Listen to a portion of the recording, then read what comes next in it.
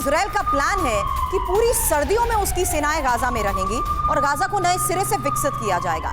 इसके लिए आईडीएफ ने पूरी तैयारी कैसे की है उसको लेकर एक्सक्लूसिव जानकारी आपके सामने होगी, क्योंकि सर्दियों के प्लान के तहत इजरायली सेना को अब इक्विपमेंट्स भी दिए जा रहे हैं, उपकरण उन्हें दिए जा रहे हैं। आईडीएफ को 1,29,000 विंटर जैकेट्स मिल रही हैं, 3,69,000 वार्मर बैग्स भी दिए गए हैं।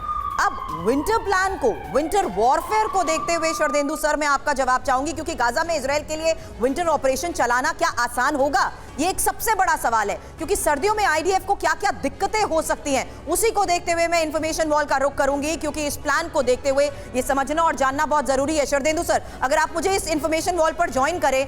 यहां मैंने सबसे पहले अनुभव की कमी का जिक्र इसलिए किया है क्योंकि 1948 से 49 जंग को छोड़कर सर्दियों में इनके पास जंग का अनुभव नहीं है। ये एक सबसे बड़ी रियलिटी है। वहीं सप्लाई लाइन को देखते हुए आपूर्ति के लिए गाजा में अस्थायी मिनी फॉरवर्ड बेस बनाना भी जाहिर सी बात है एक बड़ी चुनौती होगी। वहीं ठंड के इस मौसम का जो हम विंटर वॉरफेयर को लेकर जिक्र कर रहे हैं, जाहिर सी बात है जैकेट्स, हीटिंग बैग देकर समस्या के समाधान की ये एक शुरुआत जरूर मान सकते हैं, लेकिन ये सप्लाई लाइन और अनुभव की कमी कितनी? देखिए, सबसे पहले तो अनुभव की कमी के बारे में बात करेंगे। देखिए, इस तरीके के जो विंटर जैकेट और विंटर जो जंगी का सामान वहाँ दिया जा रहा है, ये इंश्योर किया जा रहा है कि ये लड़ाई लंबी चलेगी। अभी तो नॉर्थ गाजा पे हमला चल रहा है, नॉर्थ गाजा को कैप्चर करने की बात चल रहा है, फिर ये लड़ाई साउथ गाजा में जाएगी। जब ये साउथ गाजा में जाएगी तो आपको अपने जो फॉरवर्ड बेस बनाने पड़े, आपको सप्लाई चेन इंश्योर करना पड़े, जैसे मिलिट्री रसद वहाँ टाइम टू टाइम जा सकते हैं। लिहाजा सप्लाई लाइन को ऐसा बनाना है जिसका विंटराइजेशन इफेक्ट जिस पे कम से कम हो,